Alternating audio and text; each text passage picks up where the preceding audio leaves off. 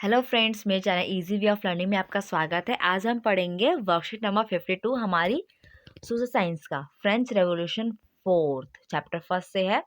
1792 से 1794 में stages of radical republicanism. The fear of the French revolution of 1789 was also spread to the other countries of Europe. The clergy and nobles who had fled from the France spread the spirit against the revolution. क्या हुआ 1789 में जो French revolution फैला हुआ था उससे जो बाकी कंट्रीज के जो लोग थे वो डरने लगे थे। लोग नहीं डरने लगे थे, एक्चुअली में जो राजा थे वो लोग डरने लगे थे। क्यों? क्योंकि चारों तरफ जो फ्रेंच रेवोल्यूशन जो था वो चारों तरफ और भी बाकी के यूरोप देशों में फैलते जा रहा था। जो क्लर्गी और नोबल्स लोग थे जो फ्रांस से भाग गए। क्यों भागे थे? क्योंकि वो फ्रांस में उस रिवॉल्यूशन के खिलाफ वो अपने बातें बताते कि नहीं, रिवॉल्यूशन अच्छा नहीं है, ये नहीं है, वो नहीं है, इसलिए वो वहां से फ्रांस से भाग गए थे और जगह जगह जाकर भी वही काम कर रहे थे। वो वापस क्या कर रहे थे? रिवॉल्यूशन के खिलाफ लोगों को भड़का रहे कि नहीं, ये जो आप आंदोलन करना चाहते हैं बिल्कुल खराब है, आप ऐसा मत कीजिए। The revolutionary principle of France began to be propagated all over the Europe. जो फ्रांस में जो रिवॉल्यूशनरी प्रिंसिपल्स थे वो बाकी पूरे जो यूरोप है वहां पर फैलने लगा। Austria supported the monarchy in France.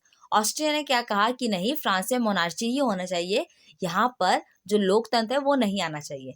In opposition to this France declared war against Austria. They consider as the people war against autocratic kings and the noble. Our national convention was formed on the basis of adult suffrage. जब Austria ने ऐसा कहा तो France उसके खिलाफ हो गया और उसने उसके खिलाफ युद्ध शुरू कर दिया गया। ठीक है, अब इसमें क्या हुआ, जो भी राजा थे वो बहुत परेशान हो गए कि ये सब सही नहीं हो रहा है। और फिर हमारे जो यूरोप है वो धीरे धीरे जो राजा है, निरंकुश राजा है, जो ऑटोक्रेटिक राजा है, उन सब से वो धीरे धीरे ये चीज हटते चली जाएगी। अब नेशनल कन्वेंशन जो है उसे बनाया गया ताकि लोगों को अडल्ट सफ्रेज यानी कि जो वयस्क मताधिकार है, वोट देने का अधिकार है, उसे देने के लिए एक नेशनल कन्वेंशन बनाया गया। National convention and the reign of terror. The first session of National Convention was held on 21 September 1792. The Jacobin and the Girondist parties were prominent in this. National convention का सबसे पहला first session वो हुआ 21 सितंबर 1792। उसमें दो parties I, Jacobian और दी and the गिरोंजिस्ट party आई। दोनों ये जो पार्टी थी उसमें Jacobins were the discipline and the organise. जो जैकोबिन्स थे वो क्या थे? डिसिप्लिन और ऑर्गेनाइज थे। क्या थे? जैकोबिन डिसिप्लिन और ऑर्गेनाइज थे। They have influence all over the Paris. और इनका पेरिस में क्या था? बहुत इन्फ्लुएंस था, यानी पेरिस के लोग इनको बहुत मानते थे। The main leader was Robespierre. इसमें देखिए रॉबेस्पियर जो था वो क्या था? मेन लीडर था। ये जरूरी है याद रखना कि जैकोबिन पार्टी का रॉबेस्पियर जो था वो मेन लीडर था। On the other side they were the Girondist who were educated noble but not practical politicians. ये क्या थे? ये नोबल्स थे, ये एजुकेटेड थे बट ये कोई पॉलिटिशियन नहीं थे practically. The prominent leaders were the madam Roland and Brissot. इसके दो प्रोमिनेंट लीडर थे, madam Roland and the Brissot. Both groups were advocate of republics supported the war against the foreign power. Gironists believed that the revolution had gone far ahead and that should be end. इन दोनों ही parties का क्या मानना था कि जो हमारा देश होना चाहिए वो रिपब्लिक होना चाहिए और कोई भी फॉरेन पावर जो हमारे देश के ऊपर राज्य नहीं कर सकती। जिरोनिस्ट जो पार्टी थी उसमें रिवॉल्यूशन, उनका ये मानना था कि जो रिवॉल्यूशन है वो काफी आगे बढ़ चुका है, आप हमें इसे रोक देना चाहिए। They was oppose to bringing more social equality. वो ज्यादा इक्वालिटी नहीं चाहते थे। उनका पूरा इम्फेसिस जो था, पूरा जोर था वो फ्रीडम के ऊपर था। ऑन द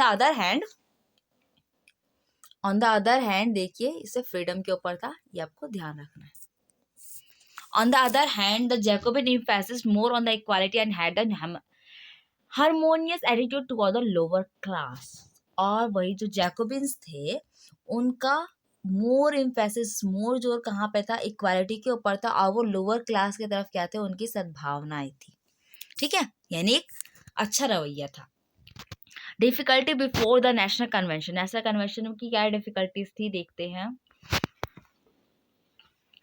नेशनल कन्वेंशन आने से पहले क्या डिफिकल्टीज थी? इन 1792 the revolutionary declared the Republic of France was based on the feeling of freedom, equality and fraternity. 1792 में क्या कहा, जो रिवॉल्यूशनरी थे उन्होंने डिक्लेयर कर दिया कि जो रिपब्लिक, फ्रांस की जो रिपब्लिक है वो किससे बेस्ड होगी? फ्रीडम, इक्वालिटी और फ्रेटर्निटी के ऊपर।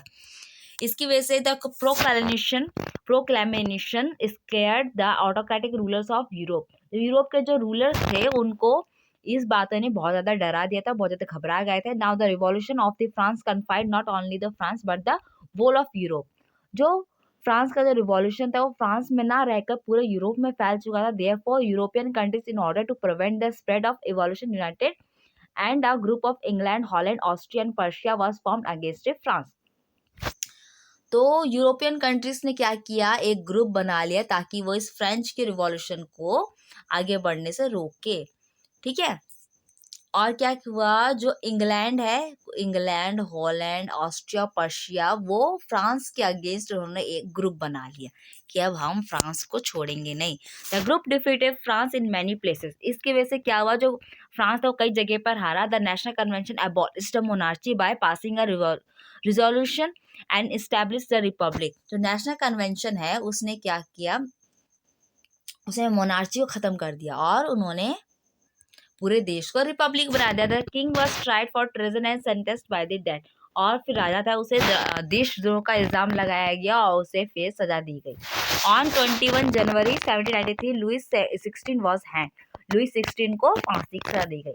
The rich Because of the war, France was beset on the economic crisis with rising price. Rule was made to collect debt from the rich.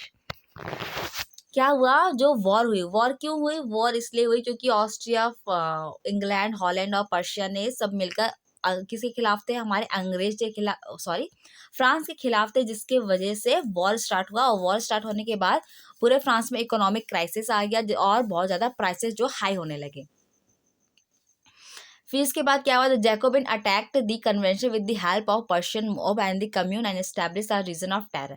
जो जैकोबिन्स थे उनकी पार्टी ने क्या किया, कन्वेंशन के ऊपर हमला कर दिया, किसकी वजह से? Persian mob and the commune के हेल्प से, और फिर अपना रीजन ऑफ टेरर स्टार्ट किया। With the establish of the reign of terror France once again become a victim of disorder.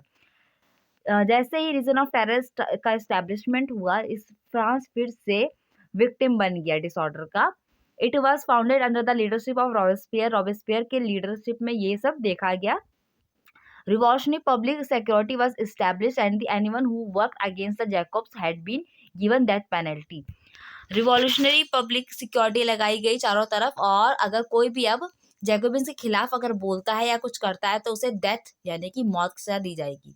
In July 1794 Robespierre was imprisoned and hanged end of the reign of terror. 1794 में क्या हुआ, Robespierre को jail में डाल दिया गया और फिर उसे लटका मार दिया गया। ठीक है, मतलब कि फांसी की सजा दी गई और इस तरीके से इसका रीजन ऑफ टेरर खत्म हुआ। After the reign of terror moderate leader ruled the country and ended the system of reign of terror. जो मॉडरेट लीडर्स थे उन्होंने कंट्री को रूल किया और जो रीजन ऑफ टेरर था उस सबको खत्म कर दिया। Control over the price and the remuneration imposed by lifted which was imposed during the reign of terror. जो भी रूल्स और रेगुलेशन बनाए गए थे उस टाइम पे, रॉबेस्पियर के टाइम पे, उस सबको हटा दिया गया। Function of the national convention. National convention के कुछ काम थे, कौन कौन से थे फंक्शन थे? National education policy was adopted and French was declared as the national language. National education policy लगाई गई, अडॉप्ट की गई और फ्रेंच को राजभाषा घोषित कर दिया गया। Salary system was abolished and the law on imprisonment were abolished for the non-payment of debt. जो सैलरी सिस्टम था उसको खत्म कर दिया गया और ऋण या जो नॉन पेमेंट था, सॉरी, जो डेप्ट था उसे ना चुकाने के ऊपर ऐसा कोई भी लॉ ऐसा नहीं लगाया गया। जेल के अंदर डालने के लिए सब मना कर दिया गया। The law of succession of the eldest son was abolished. Succession का लॉ जिसमें सिर्फ एल्डेस्ट यानी कि सबसे बड़ा बेटे को ही राजगद्दी या जो भी उत्तराधिकारी बनेगा, एस रूल को भी खत्म कर दिया गया। अ न्यू पंचांग calendar was introduced 22 September 1972 in the commemoration of the end of the monarchy and the founding day of the Republic. एक नया पंचांग और एक नया कैलेंडर उस दिन इंट्रोड्यूस करवाया गया, किसकी याद में? एक कि रिपब्लिक की उस दिन हमारा फाउंडेशन हो रहा है और मोनार्ची का पूरा एंड हो रहा है। The new method of measurement gram litre and metre was introduce.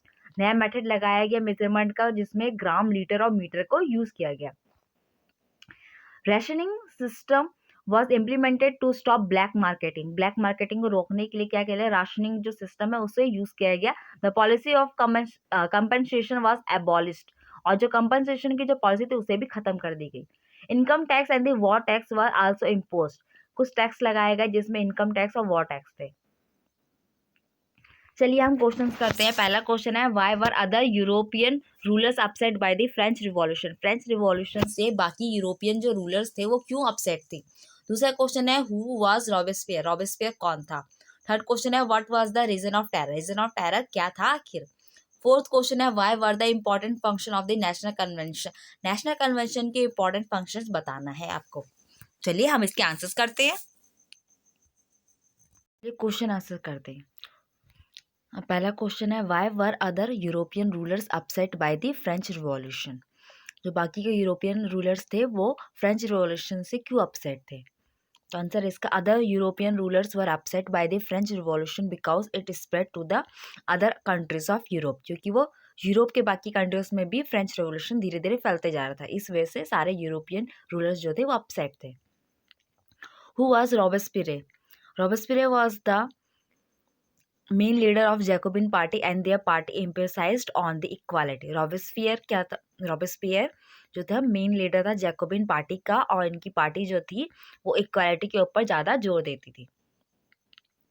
Third question है what was the reign of terror. Reign of terror यानी कि क्या था आखिर ये। जिसका आंसर है after the death of Louis 16 Jacobin attack the convention with the help of Parisian mob and the Commune and established a reason of terror in which anyone who worked against the Jacob has been given death penalty. Louis 16 की मृत्यु के बाद क्या हुआ, Jacobin party ने convention पे attack कर दिया किसकी हेल्प से, पेरिशियन मोब्स और कम्यून की हेल्प से, और फिर रीजन ऑफ टेरर अपना स्टार्ट किया यानी कि आतंक का राज स्टार्ट कर दिया, और जिसमें कोई भी इंसान अगर जैकोबिन पार्टी के खिलाफ जाएगा तो उसे मौत की सजा दी जाएगी। फोर्थ है what were the important function of national convention. National convention में क्या क्या इंपॉर्टेंट फंक्शन थे। The function of national convention, national education policy was adopted and the French was declared as the national language. फिर है slavery system was abolished and the laws on the imprisonment were abolished for the non-payment of debt. The law of succession to the eldest son was abolished and the new method of measurement gram, liter and meter was introduced, and rationing system was implemented to stop black marketing. तो ये सारे क्या थे, function थे हमारे national convention के। Okay friends, यहाँ पे हमारा वीडियो कंप्लीट होता है। आई होप आपको वीडियो पसंद आएगा। उसे लाइक कीजिए, कमेंट कीजिए, शेयर कीजिए और भी वीडियोस देखने के लिए मेरे चैनल को सब्सक्राइब कीजिए। Thank you.